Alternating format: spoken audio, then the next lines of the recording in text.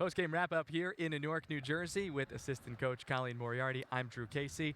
Highlanders get a win over UNH. It was not easy, Coach. A bit of a long time coming. This must feel good here on this Thursday night. Yeah, it feels great.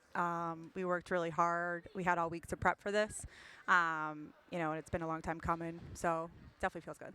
64-52. You win by 12, but this game got a little wild in the fourth quarter. You guys gritted out. Free throw line was big. You've been in a lot of these close games. You finally get over the hump. You're right back in the thick of it to make the playoffs now with games that are coming up. Coach Lane has said a number of times to me and just said in the post-game interview here, practices have not been down. There hasn't been heads down at all despite what the record is in conference play.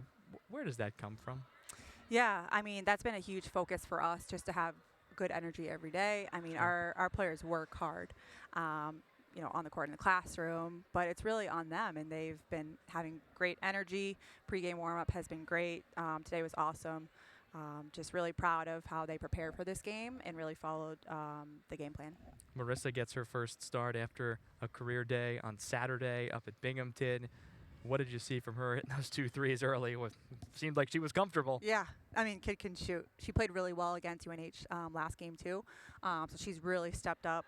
So super proud of her with her first start. She played with confidence. She can shoot, she can score, she can defend. She's really quick, so we're excited about her. This was a team game. I think it's been a while since you've had them. I can ask you 4 or 5 more questions about individuals. Let's go to Aria Myers. 2 big threes in the second half, especially late. She's just a gamer, right? Yeah. No, she is. She is. She practices, though, like a competitor. So she's ready to play. So those were huge threes by her. It just kind of showed her experience, at those last minutes. Maddie Doggs, throughout conference play, had an injury for a couple of games, was sick for a couple of games. It felt like the first 10, 11 games of conference play, there was no chance she could even get into a flow because of those things. And coming off the bench here tonight, really impactful defensively, number of steals, number of blocks, a couple of buckets. Looks like, again, getting back into form. Yeah, it was great to see her have a good game. Defensively, that's her strength. She can guard 1 through 5. She did a really good job on 13 today, and super proud of her. She got a couple buckets, too, so I think the confidence is now back. Our freshman stepped up for us today big time. And it looked like Kenna Squire doing Kenna Squire-like things that we've seen in many moments over her career. 14 points tonight, a couple of tough twos, and just great to see Kenna back in a nice rhythm, too. Yeah, for sure. She had, 14 tonight. It was great from the free throw line.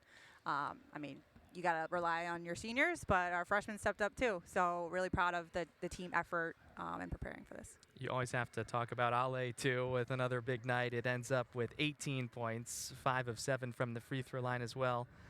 3 assists next to her name, too. She continues to gut it out. First couple of shots tonight did not go in.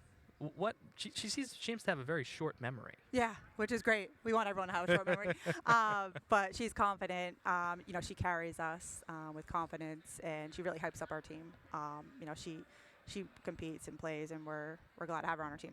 Last one. The next opponent is Maine. I told you just before we recording this that Maine lost tonight on the road at UMBC, so they're going to be hungry. Their longest road trip of the season. Yep. You guys get a huge win back in playoff contention. What do the next 40-ish hours look like until that game gets going? Yeah, it's a quick turnaround, as we know. Maine's an incredible team, so we just got to work really hard and really stay locked in. I think our group was really good at kind of staying locked in and focusing up on what the game plan is. So it should be obviously a really tough battle. They have shooters, they have great post play, but America East is awesome. It's any given night, anyone can win. So it's whoever brings it for 40 minutes. Yeah, certainly a lot of parity in the league this year. Coach, thanks very much for your time. We'll see you on Saturday. Thanks, Drew. See you then. NJIT victorious tonight. It's a 12-point win, 64-52. Saturday, 2 o'clock. Be here at the WEC, or you can catch us on ESPN+.